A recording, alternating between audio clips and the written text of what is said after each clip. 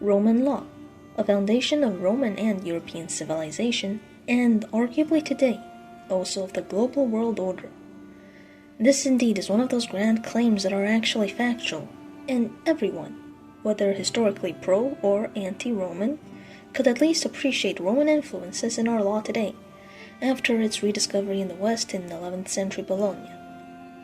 But the medieval discontinuity of Roman law in what used to be the Western Roman Empire was not at all the case for the Eastern Roman Empire, who not only politically continued Roman imperial practice, but also legally, and on this aspect, they kept the field of law alive through all 1,000 years of their history.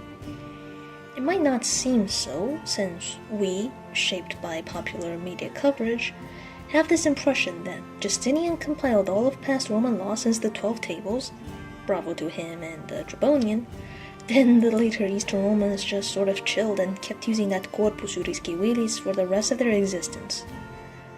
A few who read a bit more might know of Leon III's Ecloga, a selection of the Corpus Civilis that was rendered more humane and accessible for the 8th century Greek-speaking Roman citizen, and Leon VI's Basilika, a massive rendering of all Justinianic law completely in Greek, and clearing out some outdated laws by the Macedonian period. But after that, you would really need to be a specialist to be aware of East Roman legal developments after the Macedonian era. What other important medieval Roman legal sources and compilations were there after the Basilika?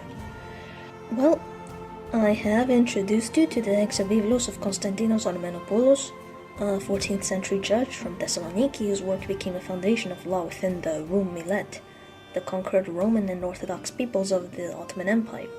What about in between? Was there nothing between the 900s to the 1300s? That's an awfully big gap. Well, no.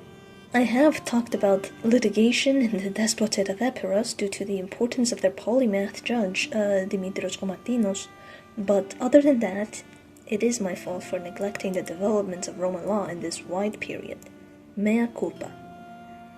Let me rectify by taking a few minutes to introduce you to the state of Roman law during the Komnenian Restoration, under Ioannes II Komnenos in particular. In 1169, Emperor Manuel I Komnenos, called by some as the Great, formally replaced the Corpus Civilis with the Basilika as the only valid codification of Roman law within the empire. The gist was that there was a conflict of laws on the appointment of a bishop, and the lawyers were unsure. If one of Justinian's novellae was not included in the Basilika, would it be valid? Manuel, consistent with his approach of directness all throughout his reign, made this change instead. So from Manuel onwards, the Basilika became the only legal authority, whereas before, the Eastern Roman jurists used the Justinianic Corpus as their sole valid compilation, but used the Basilika a lot too, and commented on it. It just so happens that in the reign of Manuel's father, Ioannis, there were two interesting legal developments, one in the west and another in the east, which I will explain now. So let's start back from Justinian. Justinian and Tribonian compiled the Corpus Civilis, a massive achievement, and it remained the default source of Roman law afterwards, west and east. Although it was in 1087, according to the official narrative propagated by the University of Bologna, that Irnerius and other jurists rediscovered the Corpus in Bologna and founded their university, what they found in Bologna were not original 6th century manuscripts of any of the 4 books within the Corpus, but other later fragments. So a problem was, how can you be sure this was exactly what Justinian and Tribonian worded 5 centuries ago? You'd need a 6th century copy. Where to find one? Well, they went to Pisa. The most important part of the Corpus was the Digesta, or Pandects, and in the Maritime Republic of Pisa, the glossatores, this is the conventional name for those medieval Bolognese and Latin legal scholars who studied the Corpus Civilis because they mainly did so by commenting on the glosses. The glossatores could study a 500-year-old Pandects manuscript and do all the textual work they wanted. But how did the peasants, whose city was so far away from the most Byzantine parts of Italy, get their hands on this treasure, here is where Ioannes II Komnenos comes into play. The city of Amalfi, today a tourist magnet and Instagram favorite, used to be the most important Italian maritime republic before the rise of Venice, Pisa, and Genoa, who saw their rise from the Komnenian period onwards. So Amalfi, the biggest trade partners of the Eastern Romans in Italy before the 12th century, were the biggest rivals of the Pisans, Venetians, etc. However, Amalfi was not independent anymore, as South Italy was now conquered by the Normans.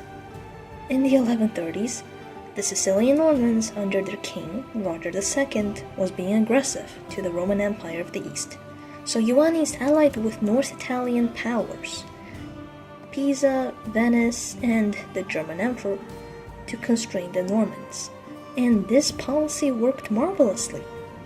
The Pisans and Emperor Lothair sacked Amalfi in 1135 and 1137, which freed up Ioannes to devote his attention to the reconquest of the East, of Anatolia and Cilicia, while causing the 6th century manuscript of the Pandects, which Amalfi had, to be transported to Pisa. This facilitated the medieval Latin study of Roman law.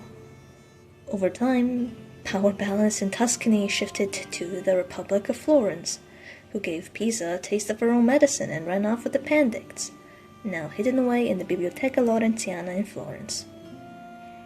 There is some doubt on the historicity of the Amalfitan origin of the Florentine Pandects, but it is the most commonly accepted explanation that Amalfi, an important outpost of Byzantine Italy and later trading partner of Constantinople, would be the provenance of such an important Byzantine manuscript, rather than it, appearing out of thin air in Pisa. And Ioannes' politics led to Pisa's acquisition of the Pandects.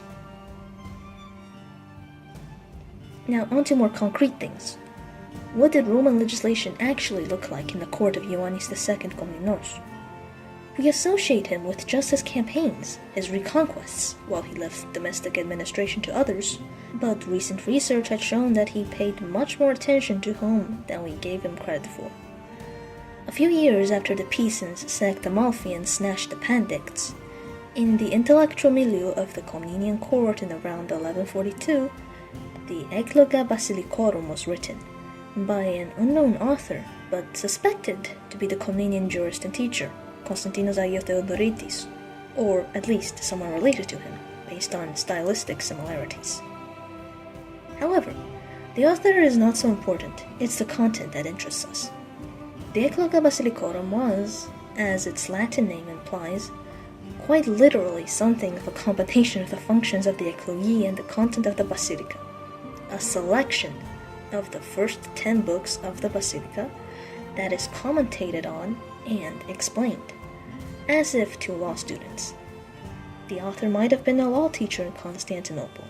He uses very clear and concise language to highlight some provisions in case law in the Basilika, and uses many examples to help illustrate what the passages mean. The most helpful aspect of this work for a historian is that the Ecloga Basilicorum uses a lot of explanations that go in today's practice.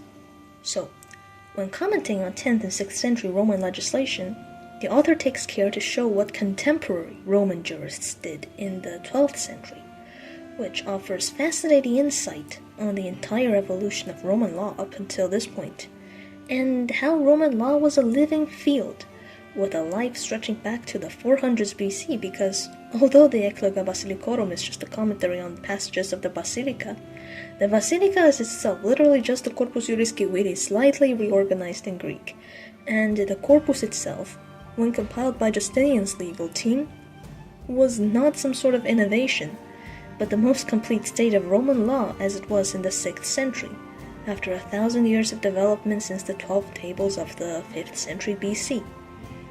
Laws from ancient consuls, edicts of classical emperors, legal literature of the great Republican and Imperial Roman jurists, from Scaevola to Gaius to Ulpian, all could be found in Justinian's collection, and subsequently the Basilika and the Ecloga Basilicorum. So for example, one maxim from Gaius, the most important Roman jurist of all time arguably, from the 2nd century, was that semper in dubis benignora praeferenda sunt, meaning, in the case of doubt between two laws, the milder law is preferred. This was transmitted on from the Justinianic Corpus to Leon's Basilika, then commented on in the Komnenian Ecloga Basilicorum, using real cases illustrating this principle in the 12th century Roman world. 1,000 years between Gaius teaching the basics of Roman legal theory and the Komnenian jurist who wrote the Ecloga Basilicorum for his pupils, showing us a whole millennium of unbroken, continuous Roman law using the same principles and framework. It's also interesting that the mysterious author, be he the famous teacher Iu Theodoritis or not, also based his pedagogy on those of 6th century Antecessores, the famous legal commentators from the time of Justinian. He presumably had access to a lot of the works of the Antecessores, like Thalileus, as he quoted them in his own Ecloga Basilicorum, using quite a few of their examples as well as 12th century ones. As for its influence, some commentaries of the Ecloga Basilicorum found their way into the comments on the Hexavivos of Konstantinos Armenopoulos, a source of law widely used by Orthodox Ottoman subjects in the Balkans for centuries. So, like all works of the Roman legal tradition, the Ecloga Basilicorum sums up its past, reaching back to Justinian, Gaius, and beyond. It is a useful instrument for teaching the budding young lawyers of the Komnenian court in the present, and its insights are incorporated in the Hexavivos of Armenopoulos, contributing to good legislation on Roman principles in the future. While we should celebrate Iuris and the glossatores of Bologna who rekindled the flame of Roman law in Western Europe after centuries of darkness, we should also appreciate the Eastern Romans for keeping such traditions alive, with no interruption until their fall. And somehow, the repropagation of Roman law in the West and its continuity in the East had something to do with Ioannes II Komnenos, and I neglected to make any mention of it. So, hopefully this long overdue video makes up for my carelessness. Thanks for watching.